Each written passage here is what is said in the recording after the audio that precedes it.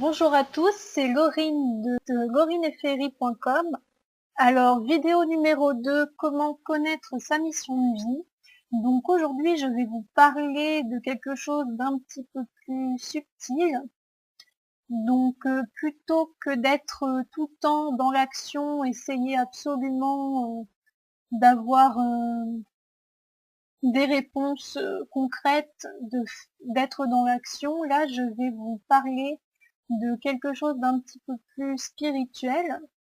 Donc il faut savoir que sur Terre, on croit souvent être seul, ne pas avoir de soutien, mais en fait c'est tout le contraire. Parce qu'il faut savoir que quand on s'incarne sur Terre, avant de venir, on a quand même défini les grandes lignes de notre incarnation avec notre équipe de lumière, avec nos guides, etc.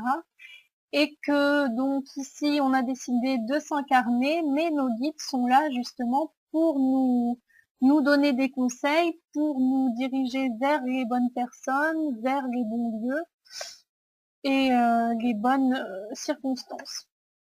Donc ce que vous pouvez faire quand vous êtes un petit peu perdu ou que vous avez quelques idées mais vous ne savez pas vraiment comment faire, ça va être de demander de l'aide à ces guides qui vont eux après vous apporter des petits signes. Donc ça peut se passer de plein de manières différentes, ça peut être par la rencontre de personnes qui vont vous aider, ou vous allez tomber sur un site qui va vous renvoyer sur une formation, ou rencontrer des personnes aussi sur internet, ou vous allez avoir une idée, tiens j'ai l'idée d'aller à un cours de poterie mais je ne sais pas du tout pourquoi.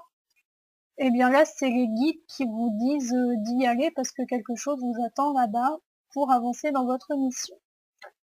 Donc plutôt que de faire les rebelles, c'est bien d'écouter les conseils internes que l'on a parce que c'est toujours de très bons conseils qui vont vous permettre d'avancer dans votre mission de vie.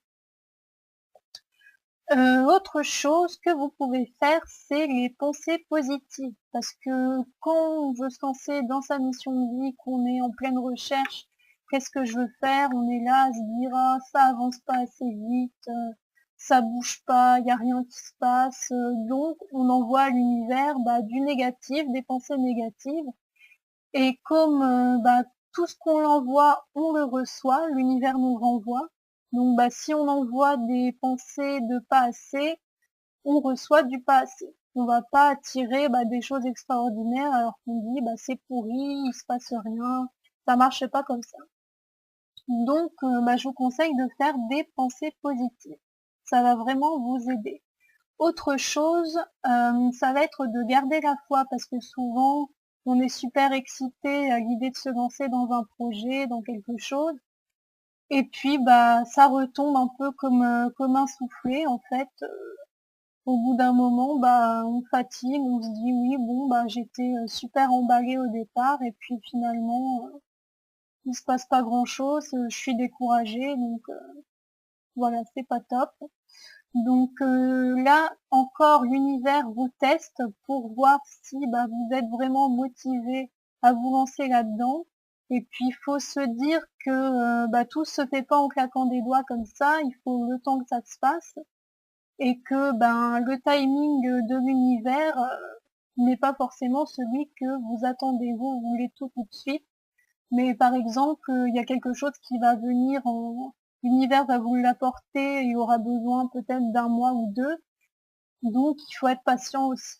Donc pendant ce temps où c'est plus calme, il faut garder la foi, continuer à y croire et les choses vont venir à vous très facilement. Voilà, j'espère que cette deuxième vidéo vous a plu. Si vous avez des questions, n'hésitez pas à les poster dans les commentaires. Comme d'habitude, je me ferai un plaisir de vous répondre en vidéo. À bientôt!